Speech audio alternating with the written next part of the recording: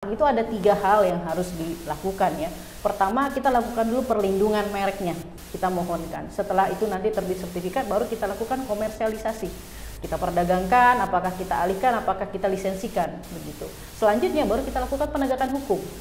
Nah, yang banyak terjadi adalah komersialisasikan dulu, kemudian nanti disomasi orang, dituntut orang, tidak memiliki perlindungan, alhasil terjadi kerugian. Baru dilakukan penegakan. Ini ngiri-ngiri sedapnya ini mengenai masuk ini ke persoalan hukum ini. Tahun depan per Juli 2023 ya, sertifikat merek bisa menjadi objek jaminan Ke bank. ke bank. Tidak hanya ke bank, ke lembaga pembiayaan. Pemahaman Bu Ai atau data yang Bu Ai dan Bu Rini punya itu yang berujung ke penjara si pelanggar hak merek ini ada nggak? Oh ada, itu ada.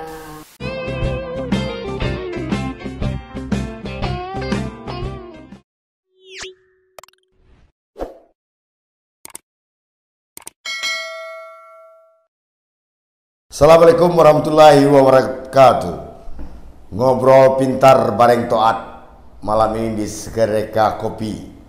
Kita akan mengupas atau menguliti tentang persoalan hak merek, hak kekayaan intelektual. Beruntung Ngopi Toat malam ini ditemani oleh 2 orang yang merupakan, kalau saya bilang dia pakar, orang berdua ini, tapi yang berdua ini juga nggak mau disebut pakar karena dia lebih cenderung kepada advokat dan konsultan HKI, yakni Bu Lusda Astri dan Reni Sunarti SHMH keduanya. Dan kebetulan 2 orang ini alumni Fakultas Hukum Universitas Andalas. Selamat malam ibu-ibu. Malam Pak. Sehat kan? Alhamdulillah. Dari Jakarta ini 2 ini saya undang khusus.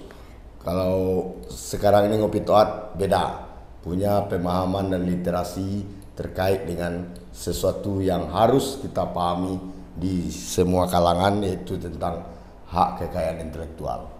Bu Reni dan Bu Ai, biasa saya panggil Lusda Astri, ini akan membicarakan tentang persoalan hak merek dan hak KI itu gimana sih, apa sih, dan apa yang harus dilakukan oleh masyarakat di khusus Sumatera Barat atau Indonesia umumnya. Karena ini persoalan, kalau cerita-cerita sebelum syuting ini adalah persoalan yang juga ngeri-ngeri sedap ini, dan bikin kita bisa nggak tidur malam, bisa mendatangkan sebuah kerugian finansial bagi hal yang tidak merawat hak mereknya itu.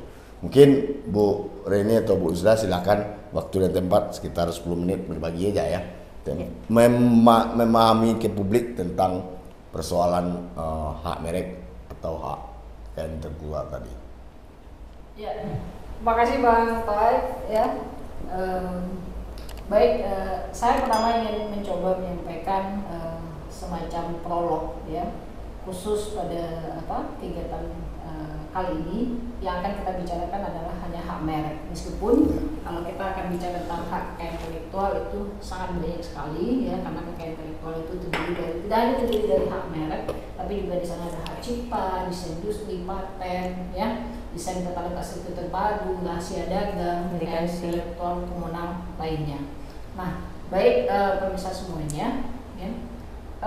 Pertama saya mau ingin memberikan satu pemahaman yang sangat jelas yang hampir banyak terjadi kekeliruan bagi banyak pelaku usaha tentang apa itu hak merek ya. Apa itu? Saya ingin terus menyampaikan bahwa untuk hak merek itu adalah aset ya. Jadi sangat perlu dipahami hak merek itu adalah aset ya. Namun banyak yang mengetahui atau memahami bahwa terkait merek tersebut menjadi beban mereka, beban pelaku usaha. Kenapa? Karena memang ada biaya yang harus mereka keluarkan untuk mendapatkan hak merek tersebut. Nah, namun saya ingin menyampaikan bahwa hak merek itu aset. Kenapa? Ya, karena adalah banyak sekali hal yang harus teman-teman pelaku usaha pahami ya, kenapa dia menjadi aset. Ya. Sederhananya begini. Pelaku usaha semuanya sederhananya begini. Ilustrasi sederhana adalah karena hak merek itu adalah nama ya, tanda pembeda ya, sama saja seperti kita ya. Kita Manusia tidak punya nama, ngeri juga ya. Nah, itu dia maksudnya. Jadi masing-masing kita itu dikasih nama. Nah, merek itu adalah nama, tanda pembeda antara manusia satu dengan manusia lainnya, tanda pembeda antara usaha yang satu dengan usaha yang lainnya. Nah, bayangkan saja kalau ya manusia itu tidak ada tanda pengenalnya, tidak ada yang bisa mengklaim bahwa itu adalah saya, tidak ada bukti kepemilikannya yang menjelaskan bahwa itu milik saya. Nah, itu kalau saya untuk memudahkan pemahaman ya, kalau itu tidak dimiliki, bayangkan bagaimana kita mau bisa bilang itu adalah merek saya gitu. Sama halnya juga kita bilang bagaimana kita menyampaikan bahwa ini adalah bukti bahwa identitas kita itu apa, sama juga terhadap merek.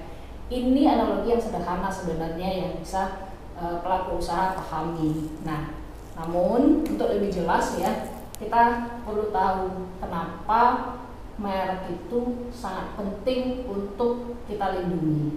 Nah, mungkin nanti Bu Reni mungkin bisa nanti tambahkan kenapa itu penting. Di samping itu menjadi tanda pembeda kita, ya. Kenapa? Nah, mungkin nanti silakan Bu Reni yang lanjutin. Iya, baik. Kita fokus ke perlindungan merek ya.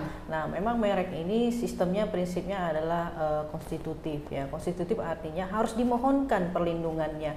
Jika tidak ada permohonan, maka tidak akan ada yang namanya bukti kepemilikan. Ya, jadi kita harus minta kepada negara dalam bentuk kepemilikan hak eksklusif namanya, Pak. Jadi hak eksklusif itu apa? Hak untuk menggunakan merek tersebut, atau mengizinkan orang lain atau melarang orang lain menggunakan merek kita, begitu ya. Dan itu harus kita mohonkan. Hak eksklusif itu harus dimohonkan kepada negara melalui institusi yang namanya Direktorat Jenderal Kekayaan Intelektual ya, di bawah Kementerian Hukum dan HAM, begitu.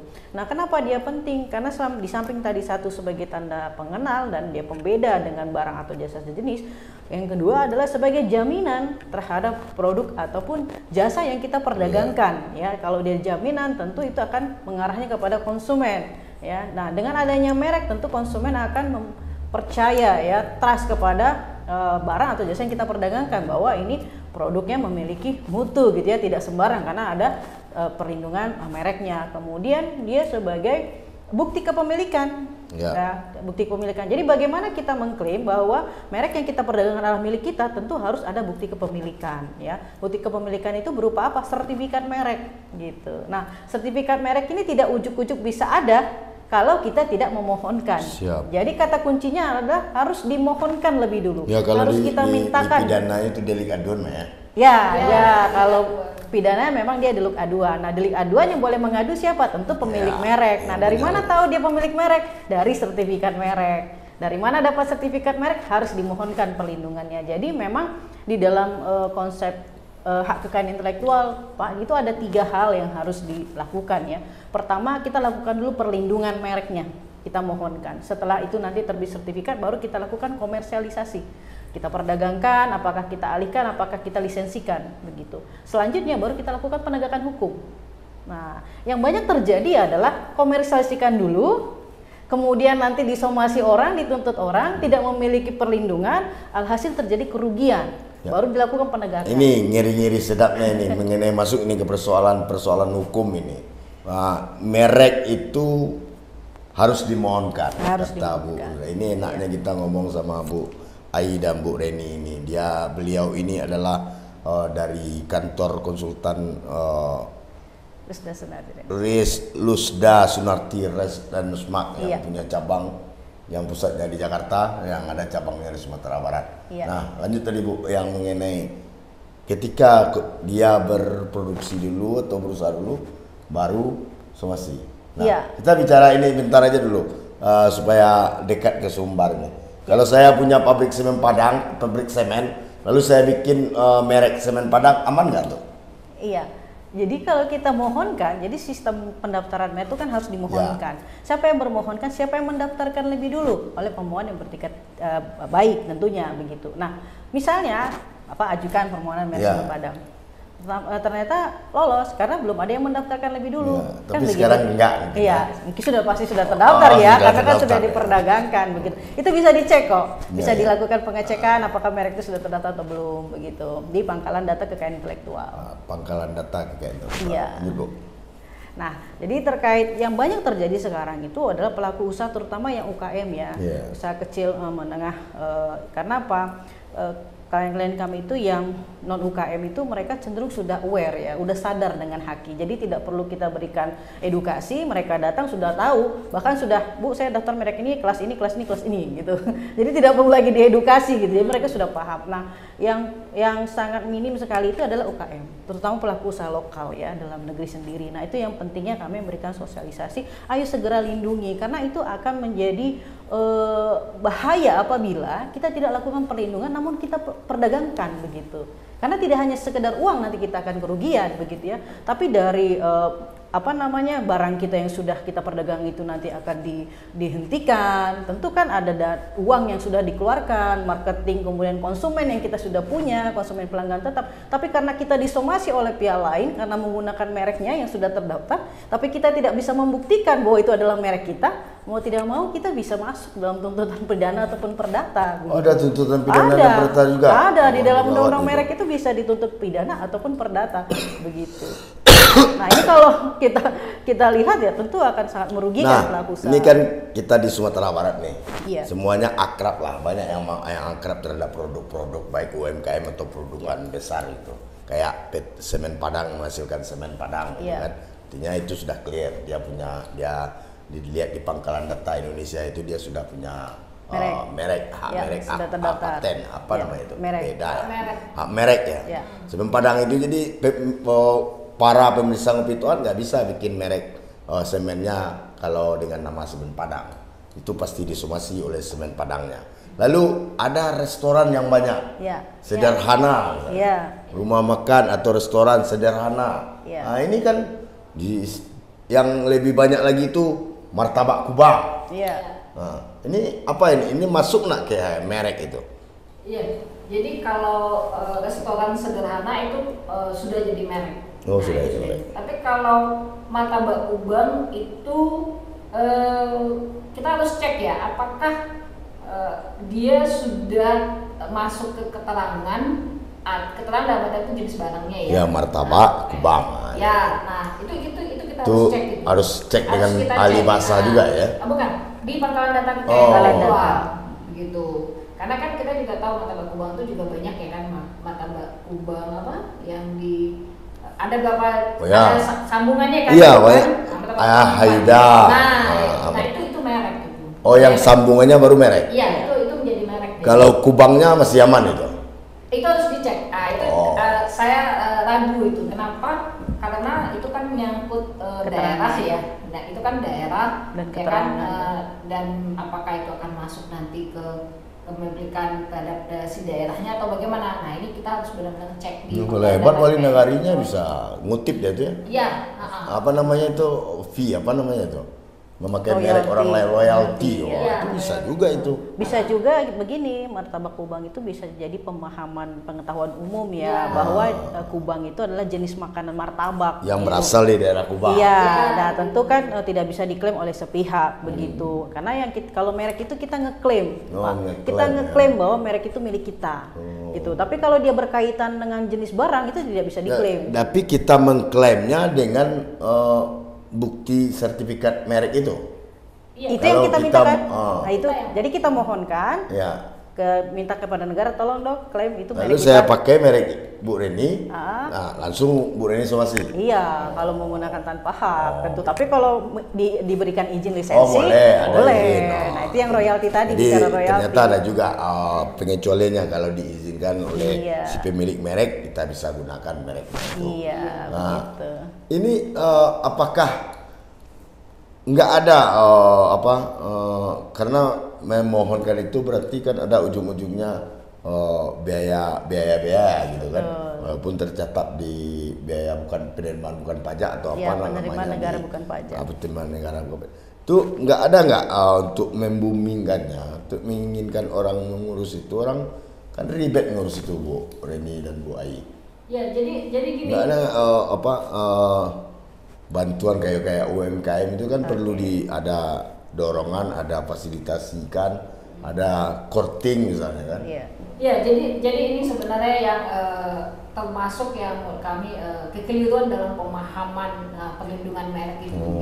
Jadi kalau pelaku usaha masih berpikir bahwa daftar merek itu ribet, terus daftar merek itu mahal, salah ya. Keliru. Lama. Karena kita tuh memohonkan hak, ya kan, hak yang mana yang kita miliki kata kita. Tapi sebenarnya kita tidak punya bukti kepemilikan, ya itu omong kosong lah kalau saya bisa bilang gitu loh.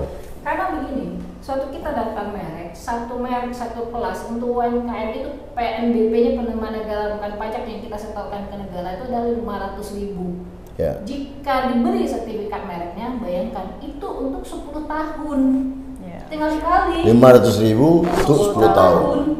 Nah, kalau dia non UMKM itu penerimaan negara bukan pajaknya 1.800.000. Jika terbit sertifikat mereknya itu untuk 10 tahun. Ya, jadi coba, apakah itu mahal? Dan rebate-nya enggak juga? Tidak. Bisa gunakan konsultan, bisa dan Daftar semuanya sendiri. semuanya sudah lewat semua. Online. Gitu. Bisa Jadi online. itu sangatlah sangat pertama tapi Itu saya kira lebih murah dari sertifikat halal ya. iya. Oh. Nah, kenapa kalau halal banyak sekali persyaratannya? Iya. Kalau merek tidak. Kita lindungi merek kita itu tidak. Kalau kita perorangan cukup kasih KTP, identitas dirinya, misalnya nomor telepon, email, logonya apa, mereknya apa, terus jenis barangnya apa. BAP. Kalau misalnya kayak ini tempat rumah kafe, nah itu kan masuk kelas 43 ya sudah. Tinggal kita bilang kita punya usahanya, misalnya mereknya ini kan Kreska. Ya. Nah, di kelas 43 untuk kafe, udah. Oh, pemohonnya misalnya perorangan, kasih aja KTP. Kalau kita mau daftar sendiri, kita tinggal masuk itu di merek.dgp. Tinggal daftar online sendiri, ada nanti upload persyaratan, masukin. Nanti disuruh bayar, setor ke negara, selesai. Begitu juga nanti dengan kalau dia perusahaan, nah tinggal masukin identitas perusahaannya, aktanya, SK-nya gitu. Ya, tapi kan ada sebagian orang bilang kita kan sudah punya PT berbadan hukum Bu katanya.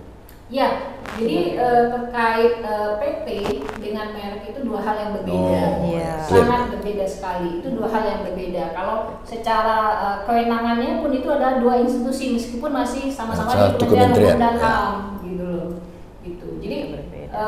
kami akan selalu menghimbau pelaku usaha semuanya kalau masih menganggap data merek itu ribet, data merek itu susah atau bahkan mahal, sederhana cuma silakan aja dikali. Kalau mau UMKM 500.000 kali aja 10 tahun. Dibagi. Ya kan? Berapa itu? Berapa rupiah itu? Ya kan? Kalau misalnya non UMKM sudah 7.800 Dibagi bagi 10. 10 tahun. Nah, murah, tidak rebate. Iya.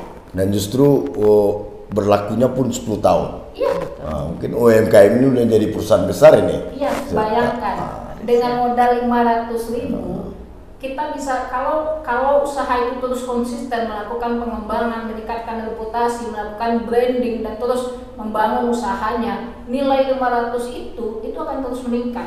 Ya, itu akan terus meningkat dan bahkan ya hak merek itu ya bisa diperjualbelikan, bisa diwariskan ya.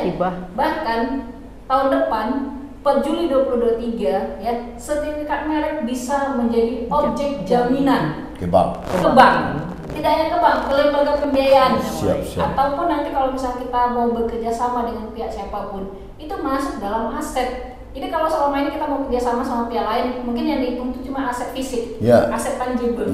Tetapi ke depan, aset intangible dalam hal ini salah satunya adalah hak merek, itu bisa masuk dalam list aset yang harus dipertimbangkan nilainya.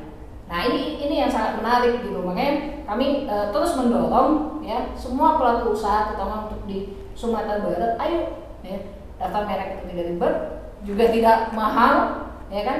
Yang penting ketahui apa saja caranya, ya kan? Syaratnya seperti itu, gitu. Yang jelas hak merek itu adalah hak kita. Ya. Hak. Ya. Yang harus kita mintakan, dapatkan dan mintakan perlindungan negara. Iya. Kalau sudah bersertifikat hak merek, berarti otomatis negara akan melindungi. Iya. Nah, selain itu keuntungannya bisa menjadi jaminan nanti ya. Kemudian bisa diperjualbelikan, bisa jadi waris, bisa dapat royalti. Iya, bisa dapat royalti. Nah, apalagi pemirsa Ngopi Toat, saatnya taat kepada aturan yang berlaku di negara ini. Merek Anda itu harus dilindungi. Kemudian ini persoalan lain nih, mau ngomong Bu Ai dan Bu Reni ini sering mendampingi kliennya di pihak kepolisian.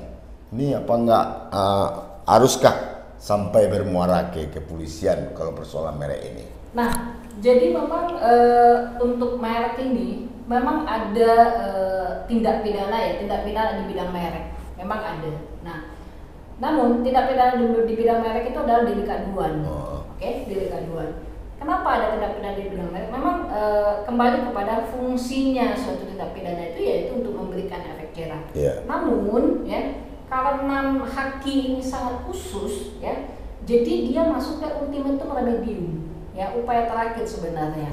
Upaya terakhir sebenarnya. Nah, bisa saja ya pihak-pihak yang merasa dirugikan, ya kan, dan dalam hal ini adalah pemilik merek terdaftar ataupun dia yang penerima lisensi, ya, memang mereka bisa ya melakukan laporan pengaduan baik itu ke kepolisian ataupun ke Direktorat Jenderal Kekayaan Intelektual. Karena nanti di DJKI juga ada tuh PPNS-nya untuk melakukan pemeriksaan terhadap penegakan hukum pelanggaran di bidang merek begitu. Jadi bagi kami ya, aspek pidana ini tentu akan punya sisi lain. Nah, karena itu kami berharap tentunya pelaku usaha juga tidak terlalu menginginkan lah ya jika suatu saat menerima panggilan dari kepolisian terhadap adanya dugaan tindak pidana merek, karena memang ancamannya cukup tinggi juga. Ya, tapi masyarakat itu melihat kop surat berlambang Polri ini kan nggak asik jadi Bu ini. Iya. Karena hanya persoalan merek yang tidak terdaftarkan lalu delik adukan sama orang lewat somasi terlebih dahulu lalu dipanggil oleh pihak kepolisian. Nah ini kan pemahaman ini harus dipertajam harusnya ini.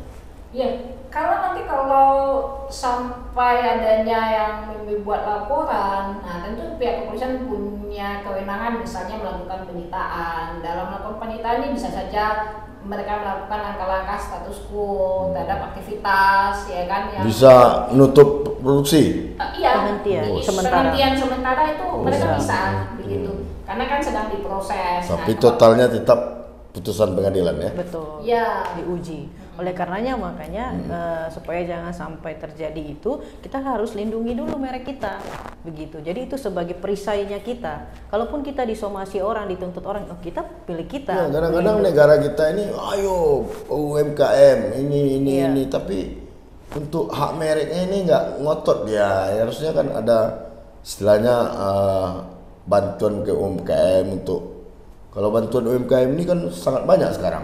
Iya, betul. Kalau sepengetahuan kami minimal menurunkan seperti Bu Reni dan Bu Ai inilah, memberikan pemahaman ke UMKM, menjadi narasumber supaya hak merek Anda dilindungi, jangan sampai nanti berurusan dengan pihak kepolisian dan pengadilan, kan gitu. Udah untung kecil dalam UMKM ini kan besar-besar juga untungnya. Cuma tapi mengurus hak merek itu juga ternyata murah juga kiranya. Tidak pula mahal dan tidak pula ribet gitu. Iya, betul. Nggak perlu datang ke kantor Dirjen Hak Kekayaan Intelektual itu ya. Di Jakarta. Nah, itu. Bisa di mana cukup saja. dengan jari aja bisa. Iya. Sepanjang ada kuota internet ya. Nah, sepanjang pemahaman Bu Ai atau data yang Bu Ai dan Bu Reni punya, itu yang berujung ke penjara si pelanggar hak merek ini ada nggak? Oh, ada, itu ada. Karena memang tapi nggak ada di Sumbar kan? Belum sepertinya ada, tapi sedang proses ada. Nah, kalau sampai ke pengadilan, kalau saya perhatikan mungkin ada. Nah, karena kan saya tidak terlalu mengikuti itu, tapi kalau yang sekarang sedang berjalan itu ada, itu ada, gitu sedang berjalan sekarang ada. Ya bisa pidana, bisa perdata. Bisa di pengadilan niaga nanti. Perdata di pengadilan niaga. Kalau pidana Itu nggak bisa digunakan restoratif justice. Oh bisa, bisa. Karena memang di merek itu akan mengedepankan mediasi. Ya. Karena kenapa? Karena begini, hak merek itu yang dilindungi kenapa? Itu jelas. Ada dua hak di situ. Ya. Hak moral dan hak ekonominya. Hak moral dan hak ekonomi. Jadi kalau secara sederhana, kalau kita bicara hak moral, ya itu tadi kita nggak boleh ya. Punya orang kita ambil itu kita bicara hak moral. Kalau yang mau ngambil harus izin sama orangnya. Ya. Nah itu kita bicara hak moral sesederhana itu. Ya, hak ekonomi. Nah kalau hak ekonomi ya tentunya karena dia sudah meng-create-nya, ya kan dia sudah membangun merek itu, tiba-tiba kita ambil, kita dompleng kayak gitu itu kan. Ya kalau di penulisan itu plagiat namanya itu ya. Iya. Meniru tanpa hak. Ya jadi tentunya suatu terjadi pelanggaran hak ekonomi. Nah sebenarnya ada satu lagi esensi kenapa merek itu dilindungi. Lebih kepada tujuannya kepada konsumen sebenarnya. Kenapa? Bayangkan, ya kan, merek yang sudah terbangun, yang sudah memiliki reputasinya baik, tentu misalnya kita bicara produk misalnya, produk makanan, ya kan? Kenapa orang mengenal makanan dari restoran A, ya kan? Karena itu pasti sudah punya riset, ya kan, kombinasi dari unsur-unsur makanannya sendiri, gitu ya kan, ingredientnya, gitu. Akhirnya restoran itu semakin terkenal dianya, karena memang si pemiliknya sudah melakukan investasi yang besar di situ untuk menciptakan sebuah karya makanan yang sangat enak sekali gitu. Terus datang tiba-tiba ada pihak lain yang mendomplengnya, bikin juga restoran sejenis, menu sejenis. Itu kebiasaan orang Padang biasanya itu. Nah, itu dia. Dan tentu si pertama si konsumen kayaknya dia buka cabang nih. Nah, itu berpikir orang pertama. Beralih lah. Keliru. Nah, akhirnya beralih konsumennya. Tapi suatu dirasakan oleh konsumen ini kok beda ya rasanya gitu. Nah, akhirnya konsumennya tidak mendapatkan apa yang diekspektasikan sih oleh konsumen. Dan si pemilik merek pertama juga akan rugi. Karena si konsumen bilang, udah ganti rasa ini. Betul. Iya. Nah, lama-kelamaan dari satu orang, dua orang, tentunya akan terjadi penurunan pendapatan karena kerjaan si restoran yang meniru ini. Nah, inilah yang sebenarnya yang dilindungi sebenarnya esensinya, melindungi si konsumen. Nah, gitu. Karena ya bayangkan saja kita juga merasakan kok, kita tahu kita pasti belanja pertama itu melihat merek. Ya kan kita beli itu di situ aja gitu. Gak pasti kita bilangnya merek, nggak mungkin kita bilang punyanya si Anu ya kan, keluarganya si Anu, nggak mungkin gitu kan.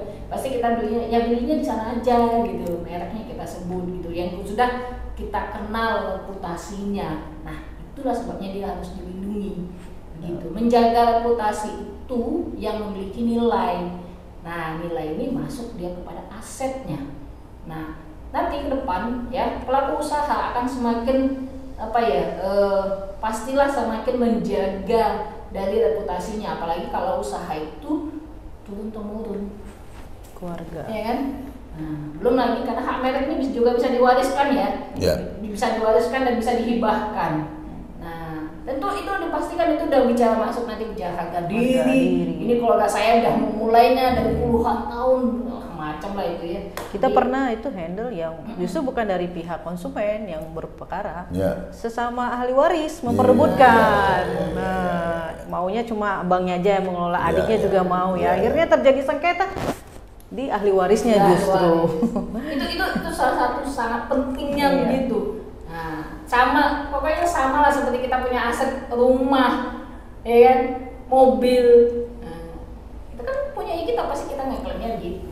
Nah, pemirsa Ngopi Toat, kita harus berubah mindset kita tentang merek ini. Karena merek itu ternyata punya dampak positif dan negatif ketika tidak mengantongi sertifikat merek yang dikeluarkan oleh institusi negara ini. Itu enaknya kita ngobrol sama Bu Lusda dan Bu Reni dari Lusda Sunarti Ranmah ini, yang jelas clear persoalan ini, karena selama ini kita menganggapkan merek ini masih soal sepele. Kalau di dalam anunya itu masih ma'ruf atau apa namanya itu. Tidak wajib ya. Nggak wajib lagi. Harusnya wajib kalau ingin melindungi hak merek yang pemirsa miliki gitu. Karena kerugian itu akan datang ketika kita sedang enak-enak dengan merek itu, tahu-tahu ada orang yang sudah punya sertifikat merek. Betul. Kalau yang terbaru ini apa nih? Merek apa ini yang lagi hit ini? Iya. Jadi kalau terkait merek apakah itu kita bicara sedikit? Kalau dirubah misalnya mereknya, misalnya sepatu jadi J Patu misalnya, milik ini misalnya. Jadi Kan permainan bahasa aja kan? Iya. nah, oke. Nah, ini dia. Ada satu syarat dari pendaftaran merek itu yang menjadi syarat wajib sebenarnya, itu adalah pemohon beretikat baik. Oke.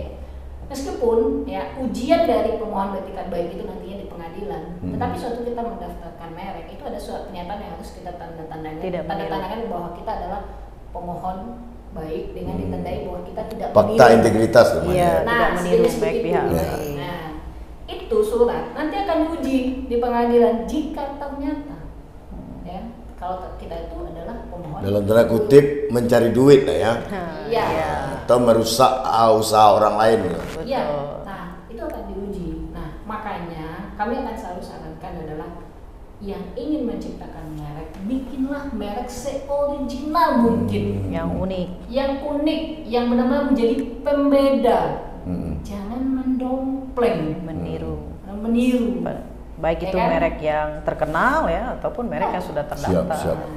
Nah itu tipnya itu, harus diperhatikan itu pemirsa. Bu, kalau masalah randang ini gimana? Iya, kalau randang ini kita lihat dulu ya, randang Kan ini kadang-kadang secara musiman nanti rendang ini ribut, rendang ini kayaknya seperti di skenario, kayaknya rendang itu sudah bagian dari selebriti gitu. iya, randang ini kan jenis makanan Iya, ya, benar. yang kita ketahui itu khas makanan Sumatera Barat gitu. Jadi di dalam kekayaan intelektual tadi dijelaskan Ibu Lusda itu ada dua, kepemilikan personal dan kepemilikan komunal. Komunal dan personal. Kalau dia masuk dalam makanan khas suatu daerah itu masuknya ke kepemilikan komunal, yaitu pengetahuan tradisional bahwa randang ini diketahui sejak turun-temurun Ya, berasal betul, dari Sumatera betul, Barat begitu. betul. Namun sekarang kan terjadi perkembangan ya, perkembangan di mana masing-masing daerah itu memiliki menu, salah satu menunya rendang gitu ya. Tapi dengan dikasih nama, misalnya rumah makan tadi sederhana, ada nyiapin menu rendang. Nah, mereknya yang mana? Rumah makan sederhananya begitu. Begitu, Pak. Oh, nah, itu ya. Iya. Jadi masuk nggak merek? Mereknya rendang titik-titik. Itu bisa. Nah, kalau misalnya ada pelaku usaha khusus dia memproduksi rendang, ya kan, dikasih nama yang lain gitu. Misalnya sekarang ini rendang Rajo. Betul, berarti Rajonya Rajo mereknya. Karena apa? Rendang itu keterangan dari barangnya. Oh, Nah, siap, kalau siap. keterangan dari barang itu tidak bisa Tapi dimintakan. kalau randang tok nggak ya? Nggak bisa. Karena itu berkaitan dengan barang. Itu Siap. tidak ada daya pembedanya. Oke. Setiap orang bisa bilang ini randang gitu. Nggak iya, bisa iya. ngeklaim begitu. Yang bisa bilang ngeklaim kayak tadi randang Rajo. Rajonya diklaim. Rajo, randang Rajonya. Siap. Gitu. Itulah pemirsa Ngopi Toat, ngobrol pintar bareng Toat. Ini sebuah literasi yang sangat mencerahkan. Saya berharap tentu habis melihat ini kawan-kawan pelaku usaha yang punya aware tentang usahanya segera mengurus hak mereknya, bisa menghubungi kantor Lusda Sunati Landmarks atau bisa dengan cara online sendiri. Ya, itu yang penting dipahami. Terakhir aja ini, dari mendaftar sendiri itu sampai keluar sertifikat, Berapa itu lama? gimana prosedur? Baik. Iya, jadi kalau tahapan karena sekarang sudah online ya, penting untuk pelaku usaha ketahui adalah mengikuti jalurnya dulu ya, apakah itu jalurnya UMKM atau jalurnya non UMKM. Nah ini penting. Jadi syarat untuk UMKM itu jelas harus memiliki surat pernyataan terrekomendasi sebagai UMKM yang dikeluarkan oleh dinas setempat. Ya, ya, Nah, Koperasi dinasnya- UMKM. Dinasnya ada dinas UMKM, dinas Ya. koperasi, Ya, dinas ya, perindustrian betul. perdagangan ataupun dinas ekonomi pariwisata dan ekonomi kreatif setempat Bapak Ibu berada usahanya. Nah itu harus punya. Jadi kalau sudah punya surat pernyataan itu atau surat keterangan itu, maka bisa mengambil jalur UMKM. Nah jika Bapak Ibu tidak mendapatkan surat keterangan sebagai pelaku UMKM, maka Bapak Ibu masuk ke jalur non UMKM. Nah kalau persyaratan non UMKM tidak perlu surat keterangan, cukup nanti legalitas kita ataupun data KTP kita ya. Nah, itu semuanya dipersiapkan gitu. Nanti kalau mau daftar sendiri harus masuk itu, bikin akun dulu di merek.dgp begitu. Nah, setelah itu setelah punya akun, nah ikutin tahapan yang ada di akun tersebut. Ya, BDW-nya minimal sampai kapan itu? Nah, jadi setelah submit nantinya, setelah proses daftar ya, biasanya secara praktek itu membutuhkan waktu minimal itu 10 bulan. Iya. Paling cepat ya? Paling cepat. Yang pernah kami alami ya, minimal 10 bulan. Nah, di tahap 10 bulan itu jika pelaku usaha itu dia daftar sendiri, ya dia harus memonitor itu di akun mereknya. Kenapa? Karena nanti bisa saja ada pertama itu ada sanggahan formalitas. Pertama adalah formalitas. Bisa saja nanti ternyata si pemeriksa merek DJKI menyampaikan bahwa ini ada kekurangan formalitas. Nah, makanya harus dicek, kan? Atau bahkan ada yang mengajukan keberatan di masa pengumuman. Nah, itu kita harus cek. Atau juga mungkin ada usul tolak. Nah, kita harus cek. Jadi ada tahapan ya kan yang diatur oleh undang-undang yang harus pelaku usaha ketahui. Nah, makanya penting untuk memonitor hingga mereknya sertifikatnya terbit. Paling cepat 10 bulan. Clear kan? Itulah yang harus kita pahami. Selain itu kita harus sering-sering juga update terhadap hak merek ini. Dari kantor Lusda Sunarti Resma ini kita saya dengar ada ekspedisi apa? Ya, jadi sekarang itu kita mencoba, memang kami memiliki program ekspedisi kekayaan intelektual. Nah, ekspedisi kekayaan intelektual ini sebenarnya mengkolek semua orang atau gimana? Iya, kalau kita mengkolek mungkin cuma menginventarisir data saja. Karena kalau kita bicara kekayaan intelektual yang ada di Sumatera Barat itu sangat banyak sekali, mau dia personal ataupun dia komunal. Gitu. Namun yang ingin kami lakukan di ekspedisi ini adalah ingin meningkatkan apa yang harus kita tingkatkan, nilainya, reputasinya, begitu. Karena itu penting. Kita memang menyadari kita punya kekayaan intelektual. Namun pertanyaannya seberapa nilainya, gitu. Karena kalau kita bicara kekayaan intelektual, dia memiliki nilai ekonomis di sini. Nah, kalau kita bicara nilai ekonomis, tentu kita bicara adalah peningkatan pendapatan. Apakah dengan kekayaan intelektual yang ada itu memberikan pendapatan pada daerahnya, gitu. Jadi kita kalau kecenderungan selama ini kita terorientasi berpikir bahwa yang akan meningkatkan kesejahteraan suatu daerah itu adalah mungkin sumber daya alamnya. Nah, namun pada prinsipnya dari kekayaan intelektual sendiri itu bisa meningkatkan pendapatan di daerah itu. Nah, ini jika di manajemen dengan baik. Di manajemenkan. Iya. Gitu. Itu yang terlibat apa saja? Pemerintah daerah, pemerintah kewenangan terhadap itu, pemerintah pusat memiliki kewenangan terhadap itu. Bahkan kalau kita lihat di dalam Undang-Undang 24 tahun 2019 tentang ekonomi kreatif, itu boleh kok pemerintah daerah boleh membentuk badan layanan umum di sektor kekayaan intelektual. Nah, silakan. Nah, apakah nanti pemerintah daerah akan mencoba membuat sebuah badan layanan umum khusus di kekayaan intelektual untuk pertama tentu bicara inventarisir datanya sendiri. Yang kedua setelah itu manajerial, melakukan tata kelola terhadap kekayaan intelektual yang ada di daerahnya, ya kan? Yang orientasinya tentu kita bicara tentang peningkatan pendapatan di daerah itu. Siap. Begitu. Itu hak merek topik kita malam ini. Merek Anda harus Anda mohonkan dan harus ada perlindungan dan dijamin oleh negara lewat pendaftaran hak merek. Untuk ngopi toat malam ini mungkin terakhir ke Bu Reni untuk closing statementnya, ajakannya terhadap masyarakat pelaku usaha atau siapa saja yang mengeluarkan merek untuk segera urus hak merek, kalau tidak urusannya penjara atau perdata kan.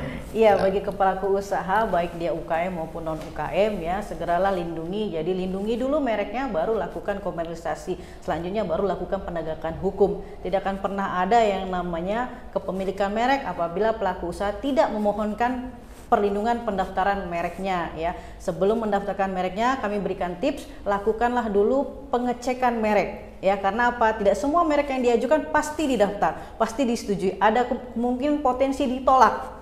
Karena apa? Karena ada merek yang sudah mendaftarkan lebih dulu. Oleh karenanya untuk menghindari kerugian, karena kalau misalnya ditolak, biayanya tidak kembali. Jadi untuk menghindarinya cek dulu mereknya, baru lakukan persiapan persyaratannya, baru daftar. Bisa lakukan sendiri pendaftarannya, bisa juga menggunakan jasa konsultan haki. Jadi itu pilihan ya, dan biayanya tidaklah mahal, tidaklah ribet dan tidaklah sulit ya, sepanjang kita memang mau, intinya mau melindunginya. Karena apa? Itu adalah aset intangible. Jadi segeralah lindungi, karena apa? Merek diberikan bagi pemohon yang mendaftarkan pertama kali dengan itikat baik. Gitu. Jadi bukan yang menggunakan yang pertama kali ya, tapi yang mendaftarkan pertama kali. Aku senang banget ini ngopi Toat malam ini karena Bu Reni dan Bu Lusda ini orangnya sangat smart dalam persoalan merek dan kekayaan intelektual ini. Mungkin karena rezim durasi kita akhiri malam ini. Semoga pemirsa Ngopi Toat bisa mencerna ini, bahwa ini bukan sebuah kabar pertakut, tapi ini adalah sebuah pembelajaran yang akan bersiap diri kita, karena ke depan itu negeri ini pasti akan maju. Orang akan tahu hak, orang akan tahu bagaimana kewajibannya, lalu dia akan menggunakan cara-cara elegan lewat proses penegakan hukum. Itu terima kasih Bu Reni dan Bu Lusda. Kita akhiri Ngopi Toat malam ini. Assalamualaikum warahmatullahi wabarakatuh. Assalamualaikum warahmatullahi wabarakatuh.